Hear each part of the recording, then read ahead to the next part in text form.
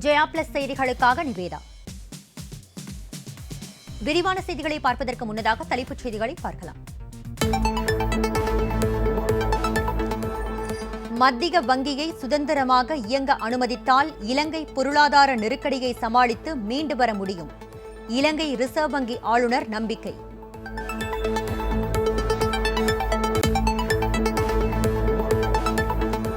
மின் வாரியத்தில் 40,000க்கும் மேற்பட்ட காலி பணியிடங்களை உடனடியாக நிரப்ப வேண்டும்.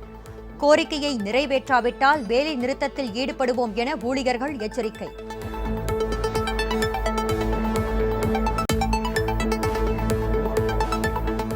கடலூர், புதுக்கோட்டை உள்ளிட்ட 5 மாவட்டங்களில் இன்று கனமழைக்கு வாய்ப்பு. சென்னை வானிலை ஆய்வு மையம் தகவல்.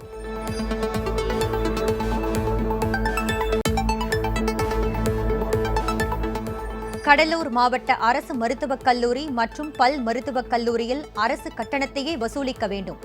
சென்னை மாவட்ட ஆட்சியர் அலுவலகம் அருகே மருத்துவ மாணவர்கள் போராட்டம்.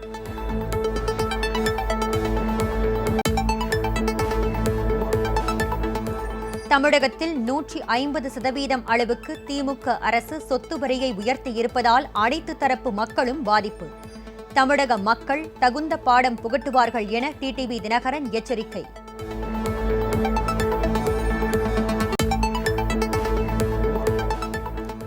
இலங்கையில் இருந்து தமிழகத்திற்கு வரும் அகதிகள் எண்ணிக்கை தொடர்ந்து அதிகரிப்பு. கடும் உணவு பற்றாக்குறையால் மேலும் 5 குடும்பங்களைச் சேர்ந்த 19 பேர் படகுகள் மூலம் தனுஷ்கோடி வருகை.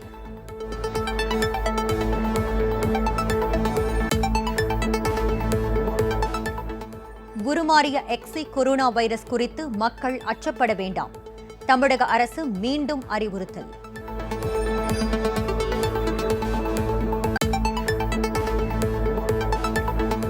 வாணியம்பாடியில் 3 பெண்கள் உட்பட 7 பேர் கொண்ட கள்ளச்சாராய கும்பலை கைது செய்த போலீசார். மினி லாரி மற்றும் 500 லிட்டர் கள்ளச்சாராயம் பறிமுதல்.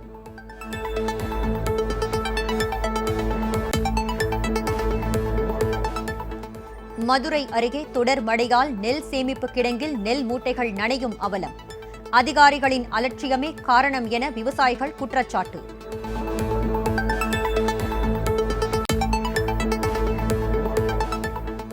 குற்றால அருவிகளில் தொடர்ந்து நீர்வரத்து அதிகரிப்பு. உற்சாகத்துடன் குளித்து மகிழும் சுற்றுலா பயணிகள்.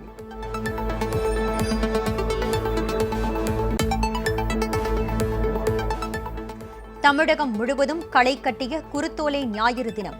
பல்வேறு தேவாலயங்களில் திருப்பலி மற்றும் குருத்தோலை பவனியில் ஏராளமானோர் பங்கேற்பு.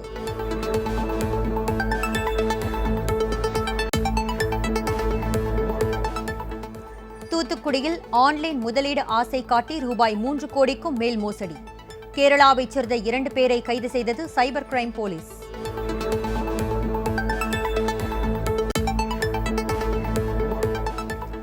இந்த ஆண்டுக்கான சித்திரை விஷு பண்டிகை.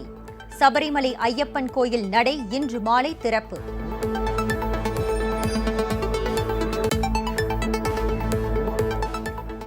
தேர்வு கட்டண உயர்வு தற்காலிகமாக நிறுத்தி வைப்பு. மாணவர்களின் கோரிக்கையை ஏற்று பாரதிதாசன் பல்கலைக்கழகம் அறிவிப்பு.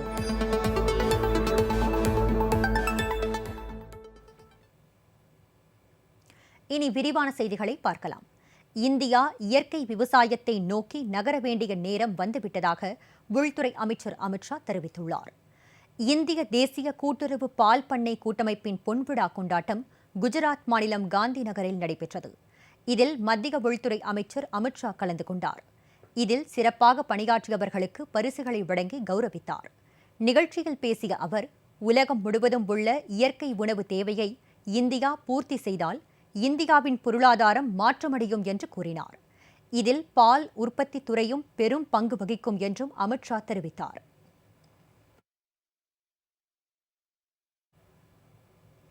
திருப்பத்தூர் மாவட்டம் வாணியம்பாடியில் 3 பெண்கள் உட்பட 7 பேர் கொண்ட கள்ளச்சாராய கும்பலை போலீசார் கைது செய்தனர். மினி லாரி மற்றும் 500 லிட்டர் கள்ளச்சாராயம் பறிமுதல் செய்யப்பட்டுள்ளது. வாணியம்பாடி அடுத்த நேதாஜி நகர், காமராஜர் நகர், லாலா ஏரி, இந்திரா நகர் உள்ளிட்ட இடங்களில் கள்ளச்சாராய விற்பனை அதிகரித்து வருவதாக புகார்கள் எழுந்தன. இதையடுத்து மாவட்ட காவல் கண்காணிப்பாளர் திரு பாலகிருஷ்ணன் உத்தரவின் பேரில் 4 தனிப்படை அமைத்து கள்ளச்சாராய விற்பனையில் ஈடுபட்ட 21 பேரை கைது செய்தனர். மேலும் அப்பகுதியில் கள்ளச்சாராய விற்பனையை முழுவதும் ஒழிக்க டிஎஸ்பி சுரேஷ் பாண்டியன் தலைமையிலான 4 தனிப்படை அமைக்கப்பட்டது. இந்நிலையில் திருவண்ணாமலையில் பதுங்கியிருந்த மகேஸ்வரி, அவரது கணவர் ஸ்ரீனிவாசன், உஷா, தேவேந்திரன், சின்னராஜ், மோகன் மற்றும் அவர்களுக்கு அடைக்கலம் கொடுத்த திருவண்ணாமலையைச் சேர்ந்த நளினி என்ற பெண் உட்பட 7 பேரை சுற்றி வளைத்து போலீசார் கைது செய்தனர். ஒரு மினி லாரி மற்றும் 500 லிட்டர் கள்ளச்சாராயம் பறிமுதல் செய்யப்பட்டு அங்கேயே அழிக்கப்பட்டது.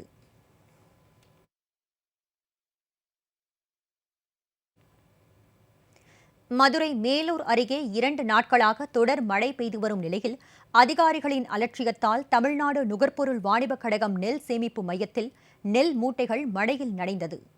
மதுரை மாவட்டம் மேலூர் அருகே திருவாதவூரில் தமிழ்நாடு நுகர்பொருள் வாணிபக் கழகம் நெல் சேமிப்பு மையம் செயல்பட்டு வருகிறது.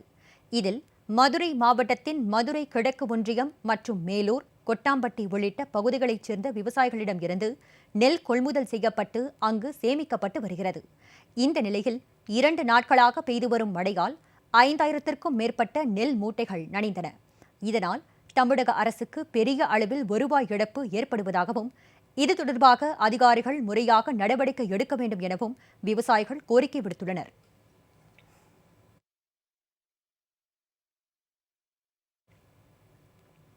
ஈஸ்டர் பண்டிகையின் முக்கிய நிகழ்வான குருத்தோலை ஞாயிறை முன்னிட்டு குருத்தோலை பவனி நிகழ்ச்சி தமிழகத்தின் பல்வேறு பகுதிகளில் நடைபெற்றது.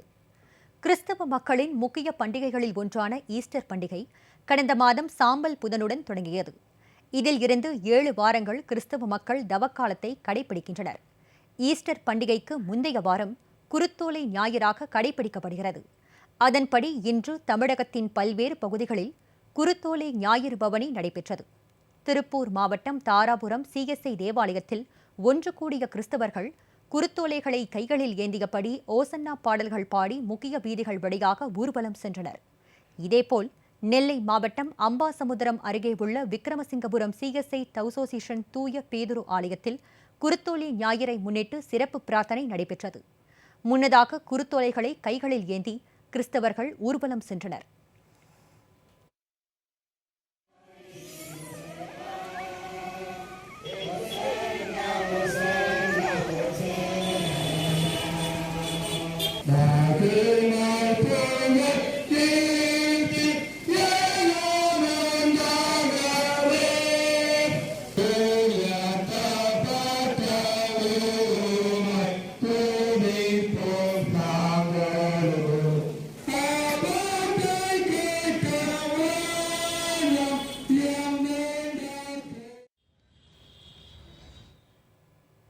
நாமக்கல் மாவட்டம் ராசிபுரம் லூர்து அன்னை ஆலயத்தில் சிறப்பு திருப்பலி மற்றும் குருத்தோலை ஞாயிறு ஊர்வலம் நடைபெற்றது.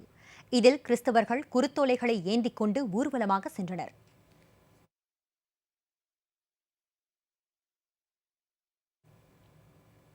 நாட்டில் நிலவும் பொருளாதார மந்த நிலை, வேலையில்லா திண்டாட்டம் உள்ளிட்ட பல்வேறு பிரச்சினைகளுக்காக பாஜகவுக்கு எதிராக எதிர்க்கட்சிகள் ஒன்றிணைய வேண்டும் என காங்கிரஸ் கட்சியின் மூத்த தலைவர் திரு மல்லிகார்ஜுன கார்கே வலியுறுத்தியுள்ளார்.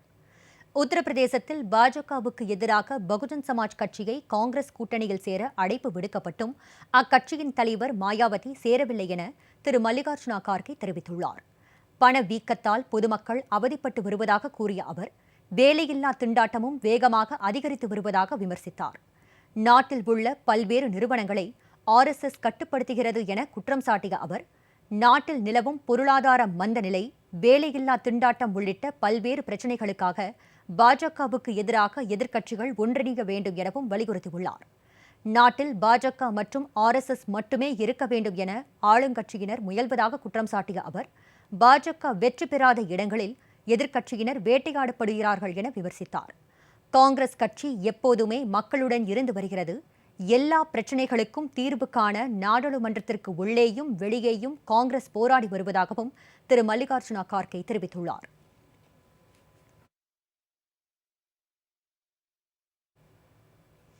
ராம நவமியை முன்னிட்டு பெங்களூருவில் நடைபெற்ற ஊர்வலத்தில் பாஜக நாடாளுமன்ற உறுப்பினர் மற்றும் கர்நாடக அமைச்சர் உள்ளிட்டோர் கலந்து கொண்டனர். ராமபிரான் அவதரித்த தினமான ராமநவமி இன்று நாடு முழுவதும் உற்சாகமாக கொண்டாடப்பட்டு வருகிறது. அந்த வகையில் கர்நாடக மாநிலம் பெங்களூரு பத்மநாப நகர் பகுதியில் இன்று பிரம்மாண்ட ஊர்வலம் நடத்தப்பட்டது. இந்த ஊர்வலத்தில் பாஜக நாடாளுமன்ற உறுப்பினர் திரு தேஜஸ்வி சூர்யா, கர்நாடக அமைச்சர் திரு ஆர் அசோகா உள்ளிட்டோர் கலந்து கொண்டனர். இதில் பங்கேற்றவர்கள் ராமபிரானை போற்றி பக்தி முழக்கமிட்டனர்.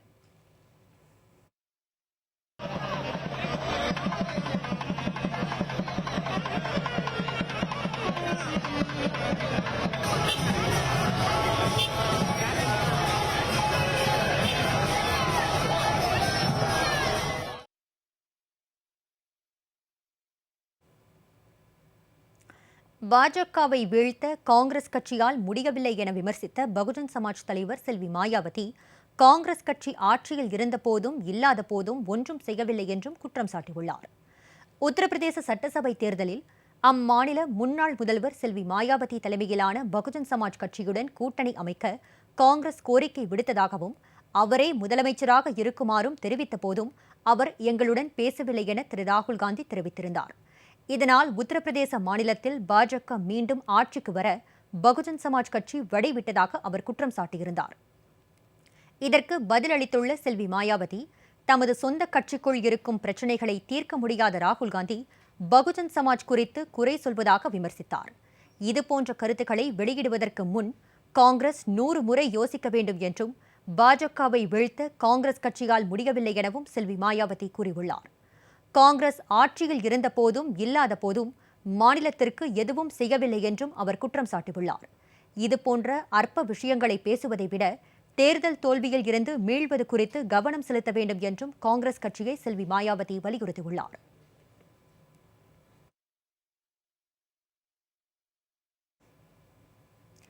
பாதுகாப்பான முறையில் பாம்புகளை பிடிப்பது குறித்து ஈரோட்டில் வனத்துறையினர் மற்றும் தீயணைப்பு மீட்புத் துறையினருக்கு பயிற்சி முகாம் நடைபெற்றது. ஈரோடு மணியன் மருத்துவமனை மற்றும் இங்கிலாந்து ரெடிங் பல்கலைக்கழகம் இணைந்து தமிழ்நாடு பாம்புகள் பாதுகாப்பு கூட்டமைப்பினர் சார்பில் பாம்புகளை பாதுகாப்பது குறித்தும், குடியிருப்பு பகுதிகளுக்குள் நுழையும் பாம்புகளை பாதுகாப்பான முறையில் பிடிப்பது குறித்தும் ஆலோசனைக் கூட்டம் நடைபெற்றது. இந்த கூட்டத்திற்கு தமிழ்நாடு, ஆந்திரா, கேரளா உள்ளிட்ட மாநிலங்களில் இருந்து 150க்கும் மேற்பட்ட பாம்பு பிடி வீரர்கள் கலந்து கொண்டனர். இந்த பயிற்சி முகாமில் வனத்துறை மற்றும் தீயணைப்பு மீட்புத் துறையினருக்கு பாம்புகளை எவ்வாறு பிடிப்பது, பிடிப்பட்ட பாம்புகளை பாதுகாப்பான முறையில் வனத்தில் விடுவது என பல்வேறு பயிற்சிகள் அளிக்கப்பட்டது.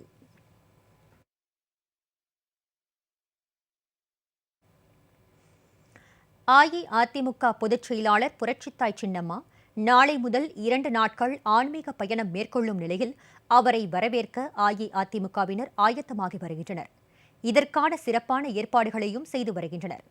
புரட்சித்தாய் சின்னம்மாவின் வருகைக்காக பல்லாயிரக்கணக்கான தொண்டர்கள் காத்திருப்பதாக அஇஅதிமுக நிர்வாகிகள் தெரிவித்தனர். கடகத்தை சின்னம்மா ஒருவரால் மட்டுமே காப்பாற்ற முடியும் என்றும் அஇஅதிமுகவினர் தெரிவித்தனர்.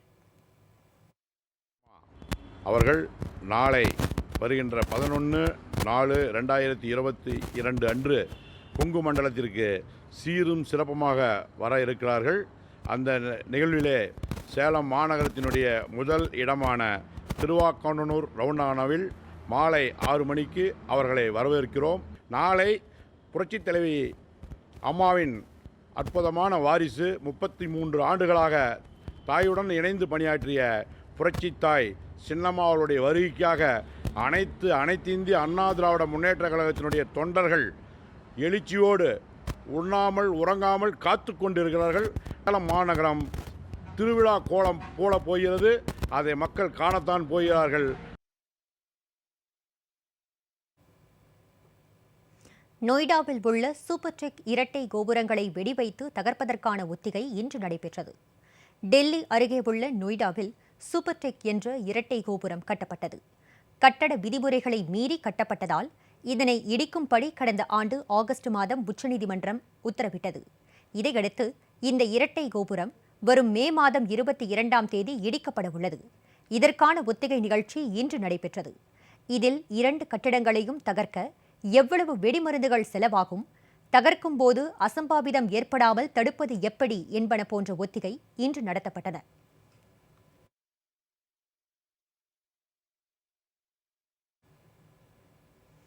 நீலகிரி மாவட்டத்தில் பொருத்தப்பட்டுள்ள குடிநீர் ஏடிஎம்களின் செயல்பாடுகளை உயர்நீதிமன்ற நீதிபதிகள் 6 பேர் கொண்ட குழுவினர் ஆய்வு மேற்கொண்டனர்.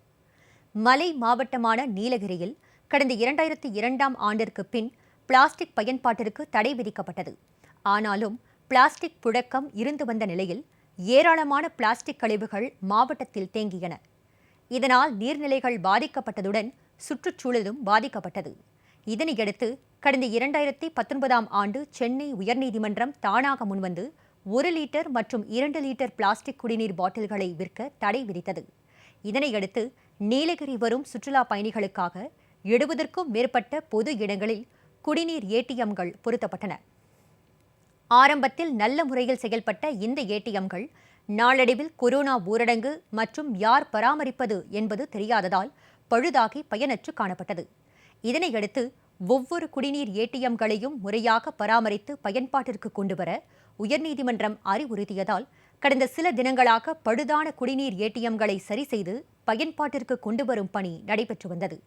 இந்நிலையில் சென்னை உயர்நீதிமன்ற நீதிபதிகள் திரு பாரதிதாசன், திரு சதீஷ்குமார், திரு சுப்பிரமணியன், திரு தண்டபாணி, திரு பொங்கியப்பம் உள்ளிட்ட 6 நீதிபதிகள் உதகை மத்திய பேருந்து நிலையம், தலைக்குந்தா உள்ளிட்ட பகுதிகளில் பொருத்தப்பட்டுள்ள குடிநீர் ஏடிஎம்களை நேரில் சென்று ஆய்வு செய்தனர். நீலகிரி மாவட்டத்தில் அமலுக்கு வந்துள்ள குடிநீர் ஏடிஎம் திட்டம் விரைவில் தமிழகத்தின் பிற மாவட்டங்களில் செயல்படுத்தவும் நீதிபதிகள் ஆலோசனை மேற்கொண்டனர். திருவாரூர் மாவட்டத்தில் தமிழக அரசு ஆலோசனைப்படி நெல் சாகுபடிக்கு மாற்றாக கோடை பருவத்தில் பருத்தி சாகுபடியை மேற்கொண்ட விவசாயிகள் கடுமையான உரத்தட்டுப்பாடு காரணமாக பெரும் அவதிக்கு ஆளாகியுள்ளனர். காவிரி டெல்டா பாசன மாவட்டங்களின் கடைமடை மாவட்டமான திருவாரூர் மாவட்டத்தில் முற்றிலும் விவசாய தொழிலை நம்பி லட்சக்கணக்கான விவசாயிகளும் கூலி தொழிலாளர்களும் வாழ்ந்து வருகின்றனர். ஆனால் தமிழக அரசு கோடையில் நெல் சாகுபடி பணியை மேற்கொள்வதை விவசாயிகள் தவிர்க்க வேண்டும் என்று அறிவுறுத்தியதோடு தண்ணீர் அதிகம் தேவைப்படாத பருத்தி, பயறு, உளுந்து, சூரியகாந்தி போன்ற பணப்பயிர்களை பயிரிட வேண்டும் என்று விவசாயிகளுக்கு அறிவுறுத்தியுள்ளது. அரசின் அறிவுறுத்தலை ஏற்று சுமார் 40,000 ஏக்கர் பரப்பளவில் விவசாயிகள் பருத்தி சாகுபடி பணியினை மேற்கொண்டுள்ளனர். ஆனால் பருத்தி வளர்ச்சிக்கு தேவையான ஆரம்ப கட்டத்தில் தெளிக்க வேண்டிய யூரியா உரம் இருப்பு இல்லாத நிலை பூதாகர பிரச்சினையாக உருவெடுத்து விவசாயிகளை சோகத்தில் ஆழ்த்தியுள்ளது. தமிழக அரசு உரங்களை போதிய அளவிற்கு இறக்குமதி செய்து அனைத்து தொடக்க வேளாண்மை கூட்டுறவு சங்கங்கள் மூலம் விவசாயிகளுக்கு விற்பனை செய்ய வேண்டும் என்றும் தனியார் உரக்கடைகளில் உர இருப்பை ஆய்வு செய்து பதுக்கி வைத்திருப்பவர்கள் மீது சட்டப்படியான நடவடிக்கை எடுக்க வேண்டும் என்றும் விவசாயிகள் வலியுறுத்தியுள்ளனர். தமிழ்நாடு அரசு கேட்கிற அளவிற்கான உரங்களை தமிழகத்துக்கு வழங்கி குறிப்பாக டெல்டா பகுதி விவசாயிகள் ஆழ்துளை கிணறு மூலம் செய்கிற பயிர்களுக்கு தேவையான அளவு உரங்களை வழங்கிட ஒரு போர்க்கால அடிப்படையிலே உரத்தட்டுப்பாடை போக்கிட துரித நடவடிக்கை எடுத்து இந்த பகுதி விவசாயிகளை காத்திட வேண்டும்.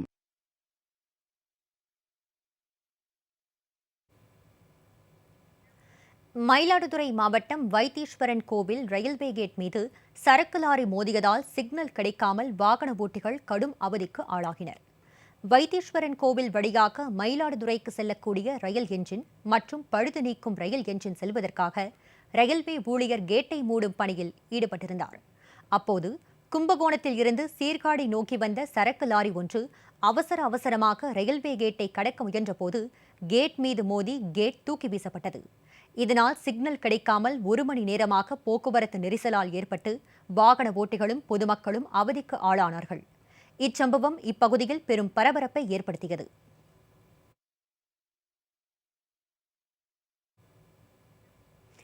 மதுரையில் பட்டுப்புழு வளர்ப்பில் அதிக லாபம் ஈட்டும் விவசாயிகள் பட்டுப்புழு மனை அமைக்க தமிழக அரசு கூடுதல் நிதி ஒதுக்க வேண்டும் என கோரிக்கை விடுத்துள்ளனர்.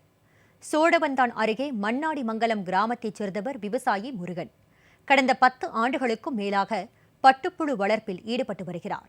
தேனி, திண்டுக்கல், பழனி, பல்லடம் உள்ளிட்ட பல்வேறு இடங்களில் உள்ள இளம் புழு வளர்ப்பு மையத்தில் இருந்து 7 நாள் வளர்ந்த புழுவினை வாங்கி வந்து அதனை பட்டுப்புழு வளர்ப்பு மனையில் வைத்து பாதுகாத்து முறையாக வளர்த்து வருகிறார்.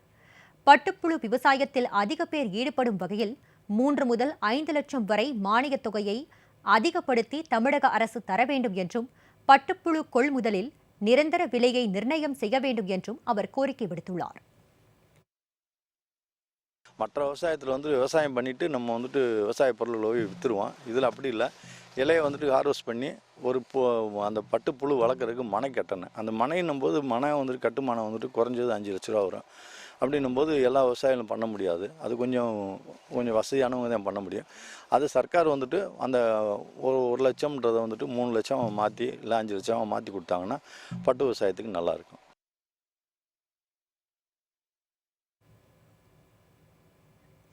திருத்தணி சுப்பிரமணிய சுவாமி திருக்கோயிலில் 2 ஆண்டுகளுக்கு பின்னர் வள்ளி தெய்வானை சமேதராய் முருகப்பெருமான் முக்கிய வீதிகளில் உலா வந்து பக்தர்களுக்கு அருள் பாலித்தார்.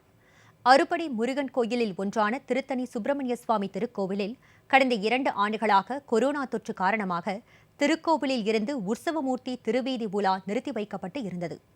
தொற்று பரவல் குறைந்துள்ள நிலையில் சிறப்பு அலங்காரத்தில் வள்ளி தெய்வானை சமேதரக உற்சவமூர்த்தி முருகப்பெருமான் எழுந்தருளி படிக்கட்டுகள் வழியாக வந்து சன்னதி தெரு, அரக்கோணம் சாலை, மாப்போசி சாலை உள்ளிட்ட முக்கிய பகுதிகளில் வீதி உலா வந்து பக்தர்களுக்கு காட்சியளித்தார். பக்தர்கள் கற்பூரம் ஏற்றி அரோகரா என்ற பக்தி கோஷத்துடன் முருகனை வழிபட்டனர்.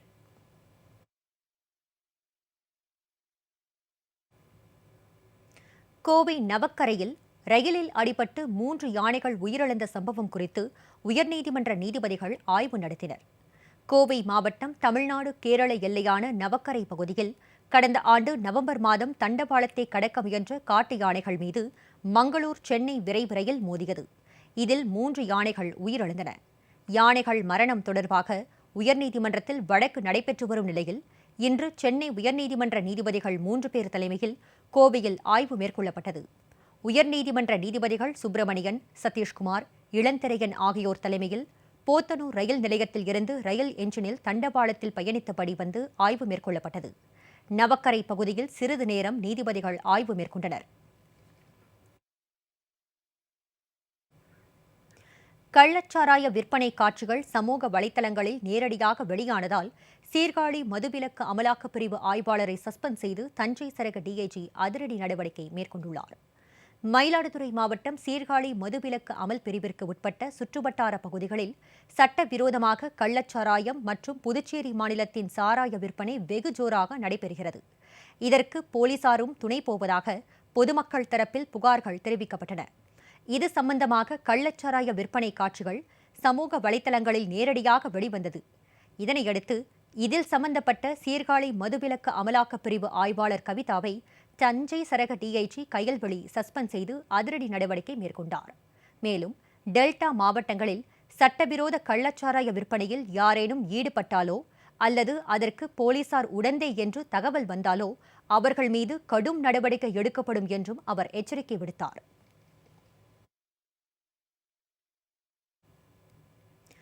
புதுக்கோட்டையில் முதல்வர் பிறந்தநாள் விழா என்ற பெயரில் திமுகவினர் முன்னறிவிப்பின்றி நடத்திய குதிரை வண்டி பந்தயத்திற்காக பல இடங்களில் போக்குவரத்து நிறுத்தப்பட்டதால் பொதுமக்கள் அவதிக்கு ஆளாகினர். புதுக்கோட்டையில் இருந்து அன்னவாசல், விராலிமலை, மணப்பாறை, பழனி செல்லும் வாகனங்கள் மற்றும் அரசு பேருந்துகள் நீண்ட நேரம் நிறுத்தப்பட்டன. புதுக்கோட்டையிலிருந்து அன்னவாசல் போற அந்த ரோட்ல ஏதோ குதிரை வண்டி பந்தயம் நடக்குதுன்னு சொல்லிட்டு எந்தவித முன்னெச்சரிக்கை நடவடிக்கையும் முன் அறிவிப்பும் இல்லாம இடையில டிராஃபிக் பிளாக் பண்றாங்க. அதாவது புதுக்கோட்டையில இருந்து அன்னவாசல் போற ரோட்ல கிட்டத்தட்ட ஒரு 2 கிலோமீட்டர் தாண்டினதுக்கு அப்புறம் அந்த திருவேங்கி வாசல் விளக்குங்கிற லொகேஷன்ல பிளாக் பண்றாங்க. சரி, ஏதோ ஆக்சிடென்ட் போல இருக்குன்னு சொல்லிட்டு நம்மளும் கொஞ்ச நேரம் வெயிட் பண்ணிட்டு அதுக்கப்புறம் ஏதாவது போய் பார்க்கலாமான்னு போனா அங்க போனா விஷயம் சொல்றாங்க, குதிரை வண்டி பந்தயம், அதனால நாங்க நிப்பாட்டி இருக்கிறோம் அப்படின்றாங்க. ஒரு கவர்மெண்ட் பஸ், பழனி போற பஸ் இருக்கு, நிறைய கார் நிக்குது, பப்ளிக் எல்லாம் நிறைய நிக்கிறாங்க, 2 வீலர் பிளாக் பண்ணி வச்சிருக்காங்க. நம்ம போய் கேட்டதுக்கு இல்ல இப்ப விட முடியாது, பண்ண முடியாதுன்னாங்க. நானும் காவல்துறை அதிகாரிகளுக்கெல்லாம் நான் போன் பண்ணி பேசினேன். எவ்வளவுக்கு எந்த அளவுக்கு எஃபர்ட் போட முடியுமோ போட்டா யாருக்கிட்ட இருந்து ரெஸ்பான்ஸ் இல்லை. அதாவது நடத்தட்டும், குதிரை வண்டி பந்தயம் நடத்தட்டும், நம்ம வேணான்னு சொல்லல. காவல்துறை அதுக்கு பாதுகாப்பு கொடுக்கட்டும், அதையும் நம்ம வேணான்னு சொல்லல. எதையும் முறையா செய்யாம இப்படி மக்களை தவிக்க விடுறது எந்த விதத்துல நியாயம்? குடல் புற்றுநோயின் அபாயத்தை உடற்பயிற்சியின் மூலம் குறைக்கலாம் என ஆய்வு ஒன்று தெரிவித்துள்ளது. இன்டர்நேஷனல் ஜேர்னல் ஆஃப் கேன்சர் என்ற இதழில் புற்றுநோய் தொடர்பான ஆய்வறிக்கை ஒன்று வெளியிடப்பட்டுள்ளது. இதில் உடற்பயிற்சி செய்வதன் மூலம் புற்றுநோயை எதிர்த்து போராடும் இன்டர்லூக்கின் 6 என்ற புரதம் வெளியாகி இரத்த ஓட்டத்தில் கலப்பதாக தெரிவிக்கப்பட்டுள்ளது. இது சேதமடைந்த செல்களின் டிஎன்ஏவை சரிசெய்ய உதவி வருவதாகவும் குறிப்பிடப்பட்டுள்ளது. தொடர்ச்சியான உடற்பயிற்சியின் மூலம் குடல் புற்றுநோயின் அபாயம் குறைவதோடு கட்டிகளின் வளர்ச்சியையும் குறைப்பதாக இன்டர்நேஷனல் ஜேர்னல் ஆஃப் கேன்சர் இதழில் வெளியான ஆய்வில் தெரிவிக்கப்பட்டுள்ளது.